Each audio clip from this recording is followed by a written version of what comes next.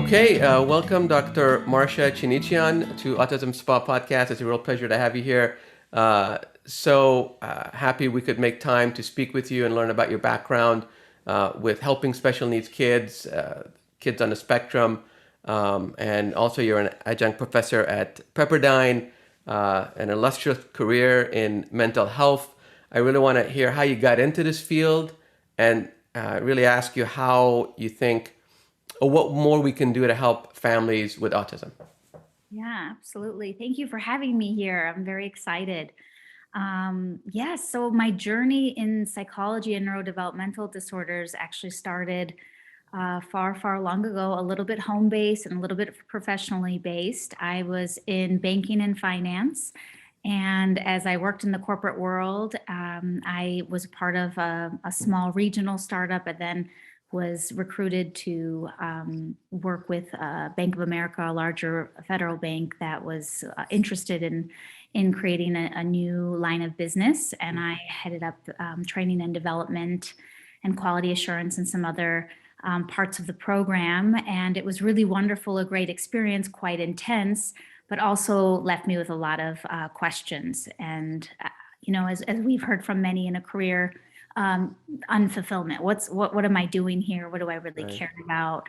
I was raised in the Midwest. I have Iranian parents that immigrated when they were teenagers to the United States. And my aunt on my mom's side of the family was born with an intellectual disability. And so my aunt has always played a big role in our family.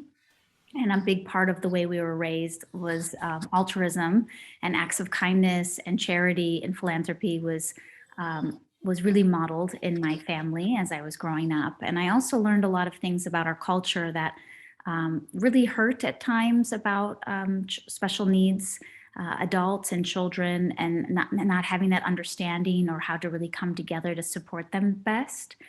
And as we grew up and as I got older and I had more questions about what's going on, and I'm noticing a lot of things and things don't feel right or sit right or don't connect for me, my interest in psychology just grew. So I left the corporate world. I went and got my master's. I got my doctorate degree, and I became a clinical psychologist after a lot of exploring, self-exploration. And I was quickly drawn. I thought I was going to the course to become a clinical psychologist to help professionals, which I do in one part of my career currently. But I also was quickly drawn to children and families with special needs and children work and family systems. And so I let that pull and that intuition guide me. And I did my fellowship. I was lucky enough to do my fellowship residency training at UC Davis Mind Institute. They're world renowned for, neurodevelopmental research. And I was a part of the Northern California Leadership Education in Neurodevelopmental and Related Disabilities. It's called the LEND program. Right.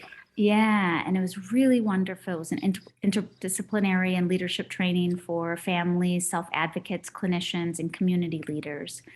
And it was there that I was able to do some community outreach with my passion for minority mental health because of my upbringing, special needs, families and parents with special needs because of my aunt, and that really touched my heart. And I really deepened my understanding of autism and provided a lot of help as much as I can for families in need in that. So first, let me compliment you on a mid-career change. Thank you. Because right there, I think that's a whole different conversation because a lot of people struggle with what makes them happy and fulfilled. And, so many of us, struggle with, is this the right thing? Am I spending, and as you get older, maybe you more and more think, is this the right thing for me? And you begin to make some of those life changes and maybe some just deal with regret. I wish I would have done this. And then they suffer through the cubicle in the office space until they retire and God knows what. So good for you to make follow your passion to this, and even better, I guess, for the autism community that you're focusing on kids. So tell me about your work with kids. I mean, what are you, as you're doing the assessments, and everyone knows that assessment at year 3 for a lot of services that typically you get, at least in the state of California, um, is a kind of a life-changing thing. It's really a threshold moment for a lot of special needs parents. First, they don't know their kid is officially labeled as autistic, or there could be developmental delays, we say, or could be intellectual, delays. That's a tough time for a lot of families because you're not quite labeled yet Right. until you get that diagnosis at year 3 to get services. So tell us about that, the work you do on that space. Sure. Yeah, it is a really tough time, and there's a lot of questions and a lot of anxiety around those early developmental stages for parents. Even if there are any type of delays, I have friends, I have families. We get calls often about, my child's doing this or is doing that. I'm concerned about autism. Autism has really gotten on the radar of so many that I do hear it talked about quite often. And at the Mind Institute, we're really, the earlier we can diagnose, the better. And we're really seeing that a clear diagnosis can be as early as 18 months. And not just 3 years. 3 years, yes, definitely you start getting services from the state in the public school setting, but you can also get services within the county beforehand. And in California, we call that the regional center. So Right.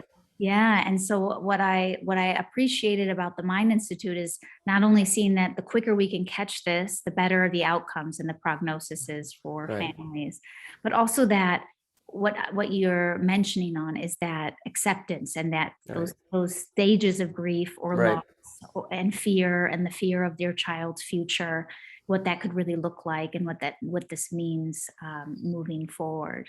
Yeah. Um, I think the reason I'm doing this podcast and I'm calling it spa, because I think families need to relax. yes. They need to find their happy place. And, like us, we don't really pray for a cure. We pray for strength. Yeah, And that way, some days it comes, some days it doesn't. absolutely. But you don't always look for, a cure, because I just think that's, you're leading yourself down a disappointing path. And you begin to tell yourself there's something wrong with your child, Yeah. instead of accepting him or her in Yeah, their totality, right? And I think as absolutely. parents, you go through this evolution, exactly as you say, these stages of grief, to accept and then realize all you want is the best for your kid. And that's what you want for any child, no matter what their affliction or challenges in life. So to Absolutely. be able to just be happy with your child, uh, in whatever capacity they're able to function in life, is what parenting is all about, Right. right? Uh, Absolutely. yeah, yeah. I will say though, and the reason I focus on that 3-year diagnosis, because unfortunately, the person that diagnosed our son was not very compassionate, and they checked the box and they kind of set us adrift, really, afterwards. And it was a really tough time because once you get that official government label, Mhm. you almost forget you're a parent, you forget what your role is to support your kid no matter what, and you just are knocked out with Ab- that label, right? Absolutely. Because up until then, it wasn't official. You had a fear, you had a concern, you were getting services, but no one put a label on your kid. And once you put it, and this is what I discovered when I talk with a lot of different folks, that label, and the way institutions warehouse Mhm. kids instead of recognizing their individuality and their ability instead of their disability, Yeah. is really tough for parents. And I think young parents, and I've seen young parents with the deer in the headlights, and I've seen their shock, and they're maybe they had other issues in their life and they're not quite able to take the punch. It is a Yeah. little bit of punch, an emotional punch, and it's a little bit self-inflicted because your kid didn't do that to you. You subject yourself to that disappointment, and it's a tough transition into acceptance. And then it took us a few years. It wasn't, we weren't as resilient as some other parents are. Absolutely. I'm so sorry to hear how Yeah, heartbreaking that story about the way you received that diagnosis. yeah, No guidance, No. Nobody helping you with any type of advocacy, what this means, where to go, what are your rights, how to really empower parents at a time where, yes, it's being blindsided by Yeah. something you would have never imagined Yeah. or suspected, and the acceptance does take time. Absolutely. And I will say, I'll add, I don't want to, again, that person, I don't know, maybe that's just the way she did things, I don't know. But what caught me off guard, back then we were hopeful that ABA would have some impact. And you know what? I talk with other experts and they say, look, works for 15, 20% of the pop. It doesn't work for everybody. Yes. There's a lot of other therapies that can supplement Yes. ABA, but they're not a replacement. That person said, you could do ABA, not do ABA, do whatever you want, won't make any difference. Wow. I mean, that was, talk about getting a Oh, gut punch. yeah. That was tough, and that was, not every, I'm not saying not every clinician will say that. They won't, I hope not. But healthcare professionals, most of them have a lot of compassion, a lot of understanding for the difficulty that parents are facing and the adjustments that they're going through, and they try to be helpful. But like any other field, it's evolving. I can't say that 10 or 20 years ago, but I can say that now. Absolutely. I mean, Right, there are corporations just having teams for autism, like Microsoft. I mean, there are right, entrepreneurs, like you said, there, San Francisco's filled with people on the spectrum holding amazing positions, doing amazing things. right. It's anything is possible. Right. That's evolved. Yeah. It wasn't there just a few years ago. In fact, I just connected with a cybersecurity company in Australia at the Neurodiversity Summit at Stanford. Wow. And what they do is they specifically seek out people on the spectrum to help with cybersecurity. Oh, wow. Then Ernst& Young has a neurodiversity center. I don't know if you heard of it.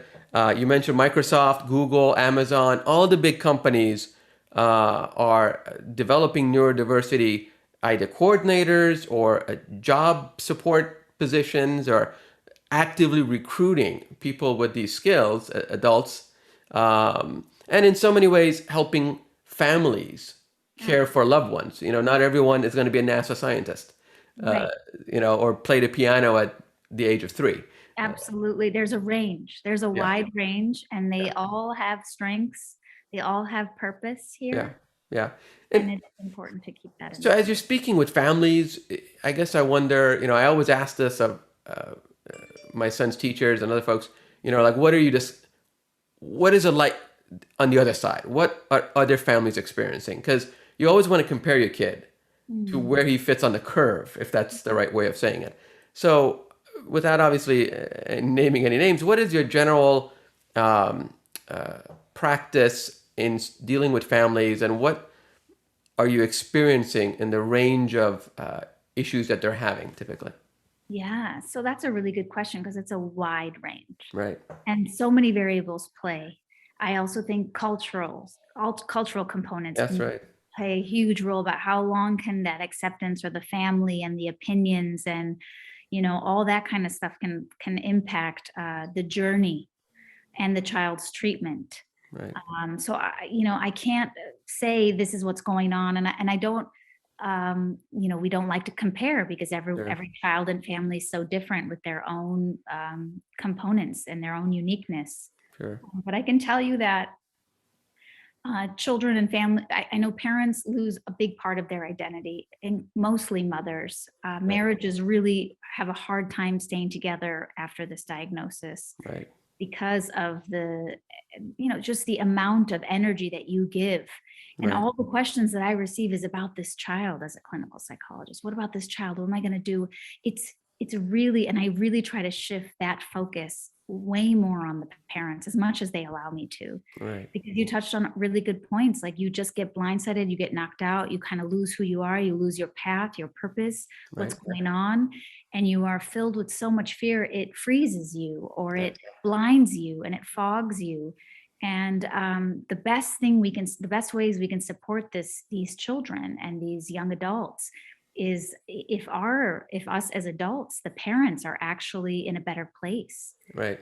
you know, Right. and And that's really where I feel the most need or the biggest pull is to really try to connect with mothers who are Right. primarily giving up careers because one person needs to stay home full time to Right. just coordinate these treatment plans, coordinate a lot of the stuff. I mean, very few mothers can have a bustling career or robust career with a diagnosis of this Right. for a child. And I know many mothers that gave up their careers that never planned on this. Right. Change And their plans, their fun, their weekends, their yeah. nights. Yeah, it's definitely a life adjustment. You could have that with anytime you have a child that's struggling, right? It could be Sure. drug addiction, it could be physical impairment, but autism, as I always tell people, leaves no stone in your life unturned. Yes. There isn't a single part of your personal life or professional life that is unaffected. And you Right. begin to make life choices based on that. I want to only work for remote companies, or nowadays, work from home or part time, or whether you're a parent, you both, especially if you're sharing responsibilities. I don't think it should be all certainly on the mother.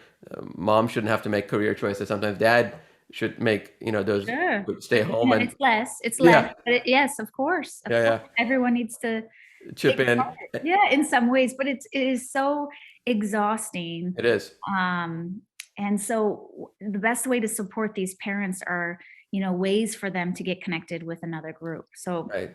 you're right, it's very therapeutic and it really helps to hear other parents with what they're going through. Right. It does help, and I've been to a few of those parent groups, dads groups. Yeah. I I have to say, one thing I felt is that I didn't want autism to be the only thing I have in common with these people, Yeah. right? I mean, it didn't feel like being in an AA meeting or something, Right. Right. Uh, You have an identity too. I used to be someone before Yeah, you are started. somebody else. Yeah. You're a lot of parts of So you. yeah, so it was what it was, and I think every family will find a different way, or should find a different way to make it work, Mhm. to not only deal with each other as couples, but deal with your other kids that may not be on the Yes. spectrum. Sibling issues is a whole different ball of wax, and whether A there's group for them. equity issues and concerns, and you pay more attention to him because I got my own problems, and to another teenager, their social anxiety issues at high school is just as grippingly difficult Absolutely. as a kid struggling with autism. I love that you touched on siblings. We had a siblings group and they were so strong and united Yeah, because they really could feel each other about yeah, having a family member with autism and how this has impacted them. And right, they really united quite well. yeah, And the parents group was really, as much as we try to focus on self-care and their rights and advocacy and really try to empower them, yes, in so many ways it goes back, it circles back to this yeah, child. yeah, But having a process group or even just a couple of people that you feel close enough, sure. safe enough to really have these moments of vulnerability about sharing, I think is so important for every family It, that. it is, and I mean, you got everything in life is a spectrum, right? So, Mhm. in one respect, moving towards other families that are on a spectrum, having something in common, so you don't feel like you're alone. In another respect, being with, I want to say, typical families also is a cleansing experience. You don't feel, like everything's normal. But at Oh, the same time, when right. right, but you fake it, you kind of, hey, everything's fine, no problem. But when you're also with typical families, and you catch yourself To compare. talking about a difficult time, or you see their shock and just shocking reaction, because to them it's a very difficult experience I'm describing, and Uh, for us it's a Tuesday, yeah. but for them it's the most terrible thing that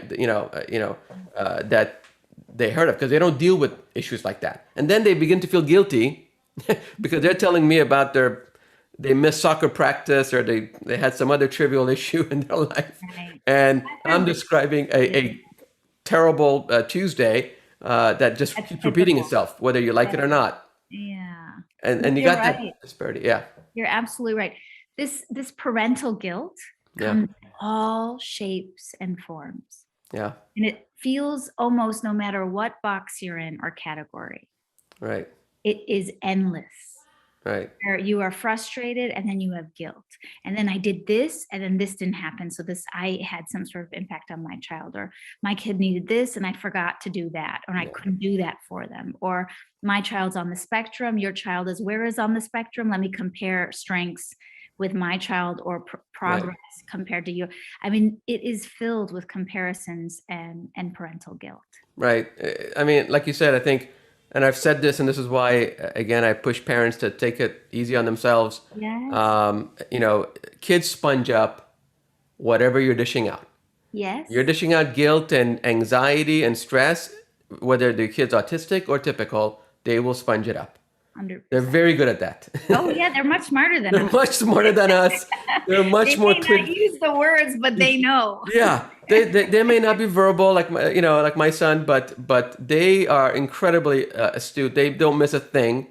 You know, if there's something amiss in the house or new to the environment, my son makes a beeline towards that new object in the room. My other son would have not seen it, but but either way, the all kids at any age sponge up the stress, you know, and Yeah, that, absolutely. that parents are dishing out. So they need to first, parents need to relax and do their best to create a calm environment, a relaxing environment, a constructive environment. But for the most part, they need to keep moving forward.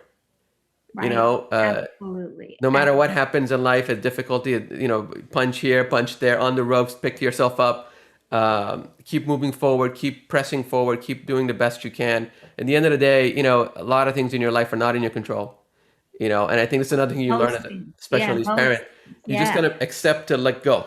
Except to let go. And to watch yourself on that parental guilt and that comparison game. It robs Yeah. a lot of joy. Yeah. You need to let go of a few things, and hey, you know, you're doing the best you can. You're already, I think, your kid's hero.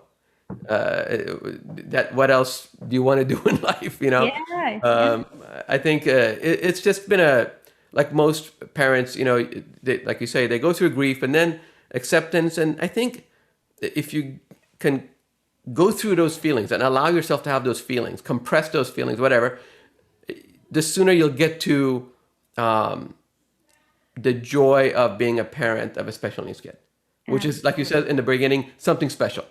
Something so special. I Yeah, think they're God's gifts. yeah. So yes, absolutely. So we've experienced it all, and we're still continuing to experience it. It's good to talk with other voices that not only devote their life to helping special needs kids like yourself, and other, you know, folks that need some help. I think the message that I always want to leave folks with is, like I said, keep pressing forward, keep doing your best, and learn to let go of a few things that are just dragging you down. Doesn't help you, doesn't help your kid. Your kid Right. doesn't expect perfection. You know, your kid just expects you to love them. Yeah, connection. That's all they yearn Yeah. for. You don't need to be a doctor for that. No. No one knows your kid better than you do. Uh, Absolutely. Yeah. and if you can just be there for your kid day and night, you'll have as a normal a life as you can possibly expect, if not a little bit better, because these kids are pure joy and they are a gift from God. So I agree with you there. Yeah. And you know what I've been doing in my private practice, where I've been supporting, I support parents on their self-compassion work and their journey during with having a special needs child. But I also have a protocol that has been developed by Stephen Porges called the Safe and Sound Protocol. Have you heard of it? No, no, that's wonderful. Yeah, it's a sound therapy that has some good clinical evidence to help children on the spectrum. That's what it was developed for. Okay. And it really helps with auditory hypersensitivity, some nervous system dysregulation, sensory processing differences, sort of a little bit of that social emotional connection, body organization. So I've seen some really great results with children on the spectrum. It's a 5 hour sound therapy. And what it does, they just listen to it. It's just music, Yeah. and they listen to it over 5 to 10 days. And it's just like good old, for the children, it's Disney songs. Right. And what it does, it penetrates the middle ear, and it really attunes our vagus nerve. Our vagus nerve is the biggest nerve in our bodies, connected from our brainstem and connected to all of our organs. So our breathing, our digestion, our heart rate, our adrenal glands. So a very, very important nerve is the vagus nerve. And so this attunes the vagus nerve to kind of help children to kind of get soothed a bit and to help them to regulate a bit easier. So Well, I won't forget that name. So that's an easy name to remember. The vagus nerve. the vagus nerve, yeah, but Okay, it's I not won't forget that. spelled like Las Vegas. It's spelled Vagus, but vagus nerve. Yeah, It, close enough. yeah, it's the closest thing I can remember. Yeah. Well, Dr. Marsha Chinichian, thank you so much for your time, Sure. for your work, for your compassion for special needs kids and families. I think all kids are a little bit better off knowing there's professionals like you in the industry. I hope you continue to thrive and get your message across and continue the great work that you have been doing. I really appreciate your time here with us. Thank you so much for having me. Thank you. Bye. Bye.